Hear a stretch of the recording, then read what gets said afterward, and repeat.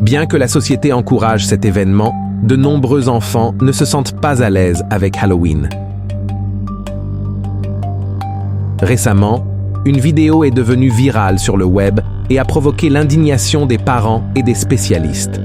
Dans celle-ci, des personnes déguisées en monstres effraient deux enfants. Le garçon panique et pleure, mais les adultes ne mettent pas fin à la plaisanterie.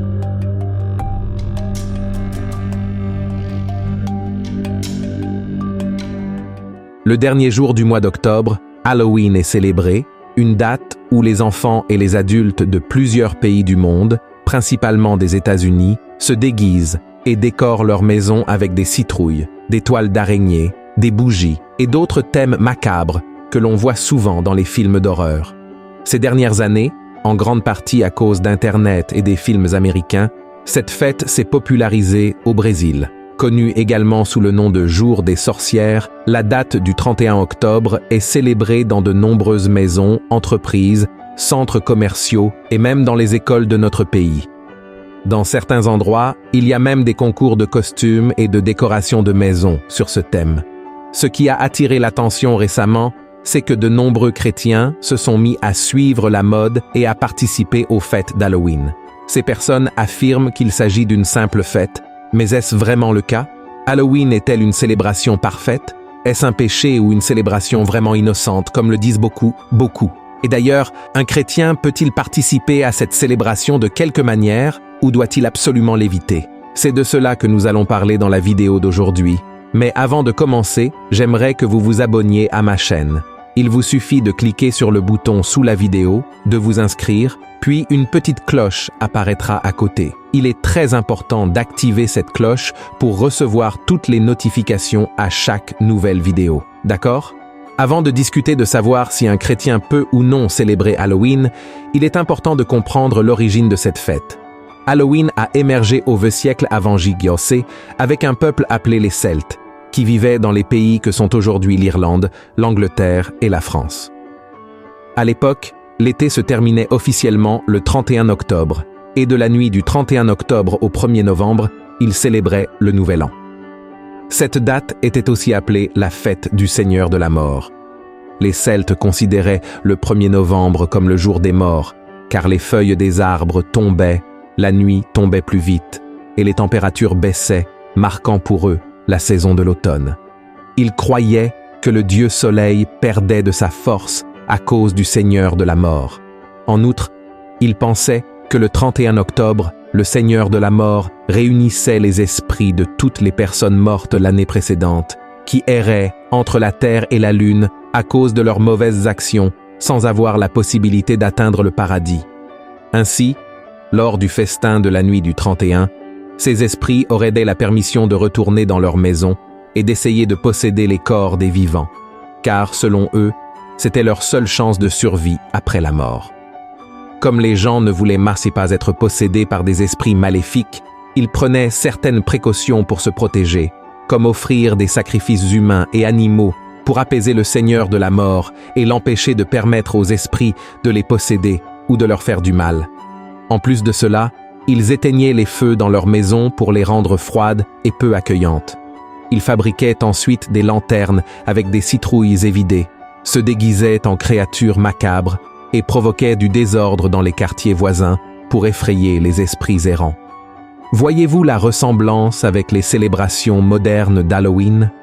Comme les Celtes, les gens illuminent des citrouilles pour décorer leur maison, et les enfants portent des masques et des costumes pour aller de porte à porte en disant « des bonbons » ou un sort.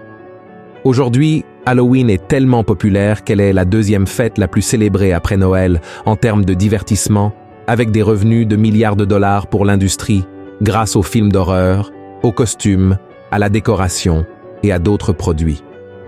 Une autre chose qui doit être bien claire, c'est que la date d'Halloween est l'une des fêtes importantes pour les adeptes de l'Église satanique. De nombreux sorciers, satanistes et adorateurs du diable se préparent toute l'année pour ce jour. Pour eux, c'est non seulement l'anniversaire de Satan, mais aussi le jour idéal pour pratiquer des sacrifices humains et sceller des pactes avec le diable. Devant cela, chers frères et sœurs, je vous pose une question. Halloween est-elle vraiment une fête innocente, sans lien avec les forces maléfiques du monde spirituel? Il est évident que non. Cette fête a une racine satanique, et nous, en tant que chrétiens, ne devons pas penser qu'il n'y a aucun mal à participer à de tels événements. La Bible nous dit d'être prudents, car tout ce qui est agréable et légal ne vient pas de Dieu. Voici ce qui est écrit.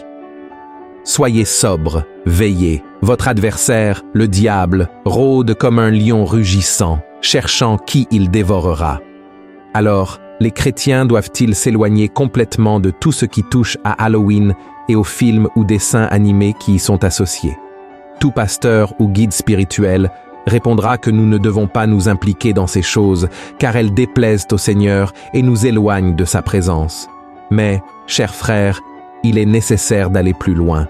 Il ne suffit pas seulement d'interdire à nos enfants de regarder ces contenus ou de participer à ces événements scolaires, par exemple. À un moment ou un autre, ils seront exposés à ces contenus de monstres, fantômes, esprits et autres.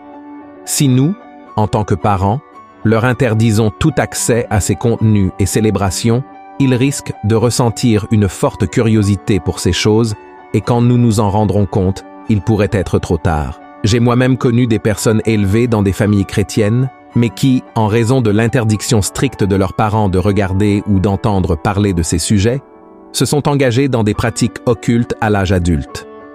Alors, quelle est la meilleure solution, sachant que nos enfants et nos jeunes ont accès à tout type de contenu, bon ou mauvais, sur leurs ordinateurs ou leurs téléphones? Leur enseigner à marcher selon la parole de Dieu et à discerner ce qui va les édifier ou non. Voici ce qui est écrit dans Proverbes chapitre 22. Des épines, des pièges sont sur la voie de l'homme pervers. Celui qui garde son âme s'en éloigne. Remarquez que la Bible ne dit pas que les parents doivent seulement montrer le chemin, ils doivent les instruire dans le chemin. Ainsi, nous devons enseigner le chemin, mais aussi y marcher aux côtés de nos enfants, les emmener à l'église, leur apprendre à prier, à lire la Bible et montrer l'exemple. Parfois, il est difficile de guider nos enfants dans la bonne direction, surtout aujourd'hui. C'est pourquoi nous devons prier constamment, leur montrer beaucoup d'amour et comprendre que la responsabilité de transmettre les valeurs chrétiennes repose sur nous et non sur le pasteur de l'Église ou l'enseignant. La Bible dit « Et vous, pères, n'irritez pas vos enfants, mais élevez-les en les corrigeant et en les instruisant selon le Seigneur. » Il est du devoir des parents de transmettre la connaissance de la Bible de manière agréable et sage, pour que leurs enfants ne veuillent pas s'éloigner du Seigneur en pensant qu'il est là pour gâcher leur plaisir, en leur interdisant tout. Dieu ne fait jamais rien pour nous nuire. Il est un Père aimant et souhaite que notre expérience de lui soit bonne, parfaite et agréable. Amen? Alors, mes chers frères, au lieu d'interdire à vos enfants de participer aux fêtes d'Halloween, à l'école ou de regarder des films d'horreur sur Netflix, enseignez-leur que l'origine de ces choses ne vient pas de Dieu. Ainsi, même s'ils décident de participer à ces événements ou de regarder ces contenus, ils se sentiront mal à l'aise. Si vous avez aimé ce message, partagez-le avec vos amis et votre famille et abonnez-vous à ma chaîne. Je vous attends dans la prochaine vidéo. Que Dieu vous bénisse.